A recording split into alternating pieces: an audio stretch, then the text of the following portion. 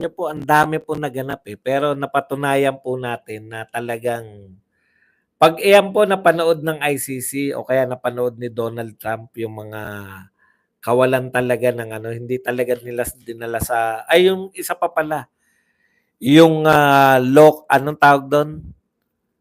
Yung, sa mga doktor, 'di ba? Yung dininay siya ng doktor. Kasi sinasabi ng doktor na dalhin na siya sa ospital, eh. Medical emergency na, eh. Yung dininay po yun kay Tatay Digong. Kahit na mataas na yung sugar, tinuloy pa rin. Si Manalo yung ambassador ba yun kay PRRD daw, ibang case ICC, may hawak na daw korte. Yun yung problema sa kanila, no? Yung hindi na tayo makikipagtulungan sa ICC kung palalayain si Tatay Digong. Pag-usapin po ng pagpapalaya kay Tatay Digong, hindi tayo makikipagtulungan. Pero kung usapin na ipapakulong, makikipagtulungan tayo. Kaya nga sabi ni Amy, 'di ba? Kino-question sila. Yung mga ano natin, yung mga OFW na makukulong sa ibang bansa, hindi natin susuportahan natin, mapapauwi natin. Anong pagkakaiba ni Tatay Digong? Dahil kalaban lang siya sa politika? Wala tayong pakialam? Meron din po talaga, no? Meron pong time para sa lahat. Doon na lang ang inaano ko, matatapos din po ito. Si Remulla Torre na ba ang bagong batas? Doon po sa pangyayari na yun, sila talaga yung nasunod. Hindi po ang korte. Kasi walang korteng involved. Eh. Walang korte ng Pilipinas. Ang hinihintay ko pa na si Torre ang makontempt. Hindi nga po makokontempt kasi umaamin. Wala naman pong pagsisinungaling siyang ginawa. Inaamin niya naman. Opo, hinuli ko si Medjaldea. Hindi mo ba alam paglabag yan? Lahat po nang nagsabing may nilabag ako, magsampa na lang kayo na reklamo. Oh. Nagalit si Bongo kay Ambassador. In fairness, boss, may bigat din mga banat ni 20K kay Tano. Sabi ko nga natuwa rin ako. Sige, kakalimutan ko na nangako ka sa amin ng 10K. Ito po, lilinaw ko, no? Hindi porket nanonood tayo kay Amy Marcos, iboboto na natin siya. Hindi naman po yun. Tandaan natin, siya pa rin yung dahilan. Kasi sabi nga ni BP Sara, hindi niya kilala si Bongbong. Ang kilala niya si Amy. See the difference? May sariling interpretasyon ng batas si SOJ. Hindi po. Tinitwist niya lang. Hindi po yun yung interpretasyon. Eh. Hindi po ako maniniwala na ibang usapin daw yung hindi na tayo ICC, yung bansa natin. Pero yung ating mga tao, pwede pa rin. Ano yun? Bulahan?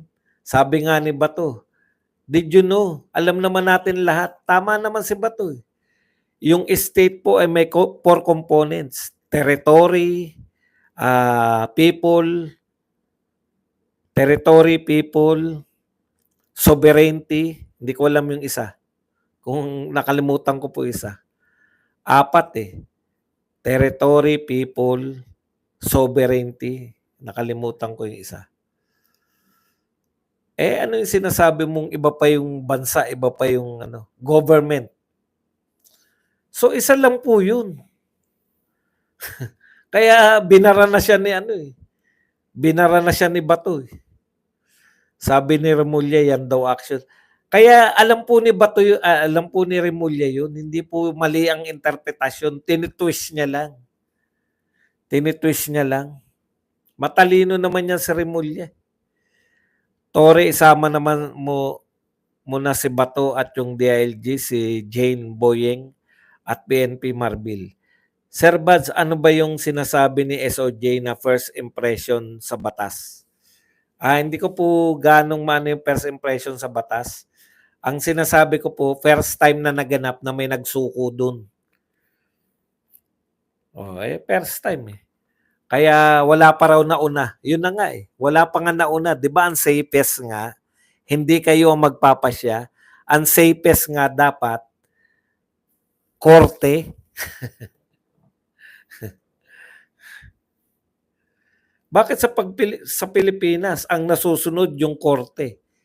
Kaya nga ang tanong eh, kasi parang sinasabi ni Boying, yun na nga yun dumaan sa korte, dumaan sa DOJ. Sabi nga ni Amy, di ba? Bakit kayo na ba ang batas? Hindi na yung korte. DOJ na ang batas sa Pilipinas. Ang korte natin, DOJ na. Hindi po sa ganun. Hindi po sa ganun. Yung pong sa ICC, hindi naman ICC pinag-uusapan. Yung dito sa Pilipinas. Diba tinanong siya nung unang-una? Ano po bang pinakamakapangyarihan na batas? Saligang batas. Mas makapangyarihan pa sa lahat ng international? Opo. Boss, baga po ako ngayon, Tatay Nick. Thank you very much sa $5.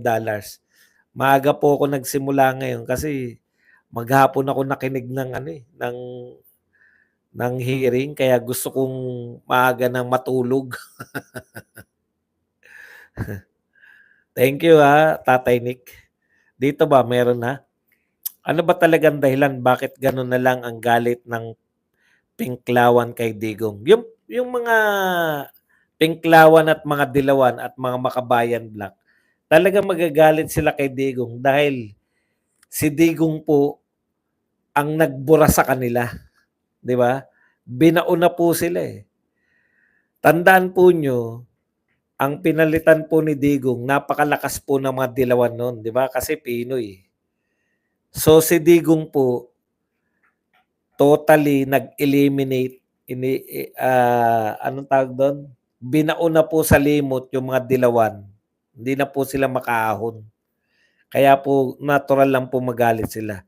Sir Baz, nabasa mo ba message ni Ma'am Hanilet? Hindi.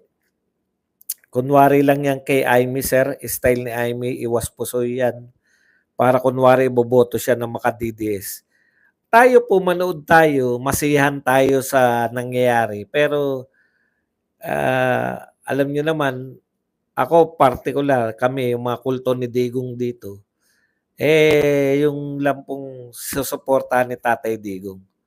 Diyos nang gaganti sa kanila. God bless you, Sir Buds. Alam niyo po, maganda po ngayon. Kasi isa na lang po ang kandidato ni BP Sara at ni Tatay Digong. Dati nakakalito pa eh. Kaya talagang Sir Buds, sa pananaw niyo po, yan ang mga gusto ko. Ano po magiging ending nito para sa mga Pilipino at para sa kanila? Eventually, ang magiging ending po nito, mananalo po si BP Sara, magiging presidente po si BP Sara either way. Mananalo sa eleksyon or hahalili bilang vice president, 'di ba? 'Yun po 'yan. Wala po akong kaduda-duda. Yung jurisdiction.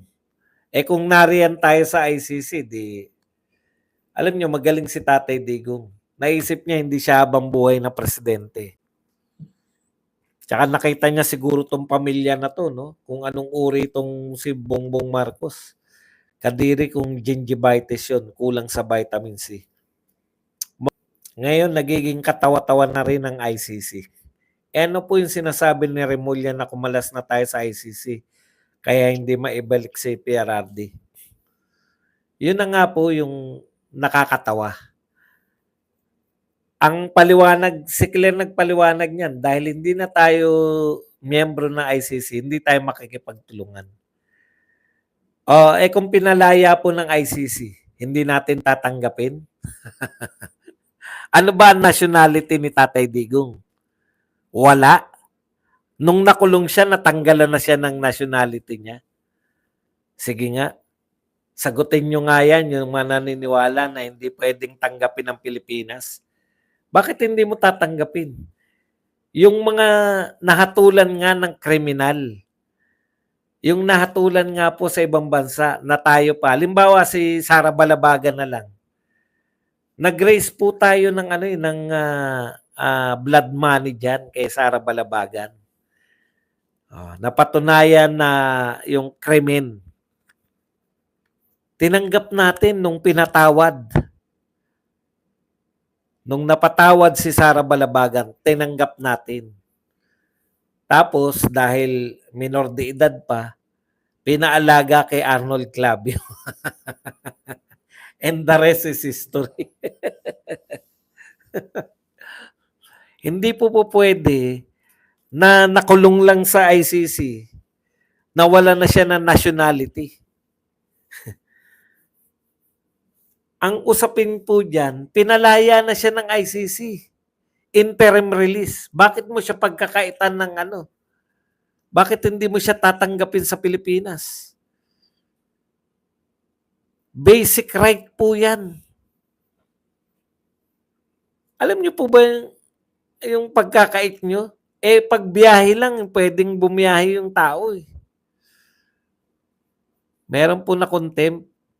Hindi siguro kayo nakanood. Si ano nga?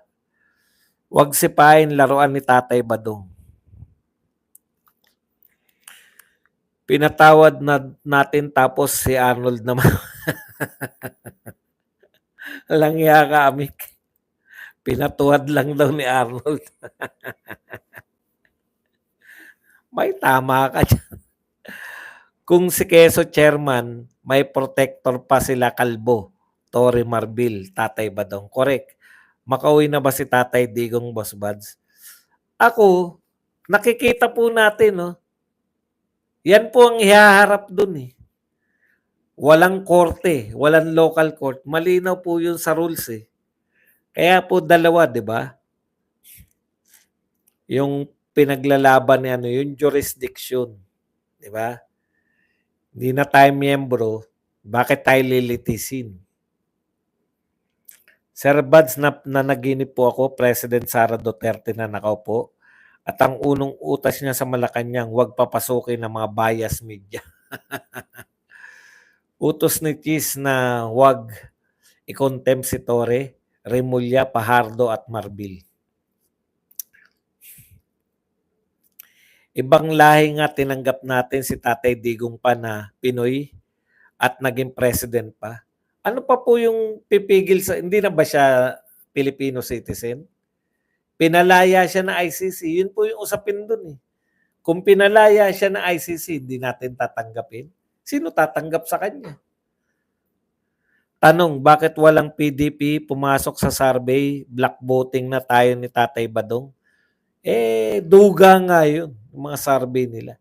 Delikado pa rin, boss, si Tatay Diggs kung makakalaya siya kasi si Clavio ang halili.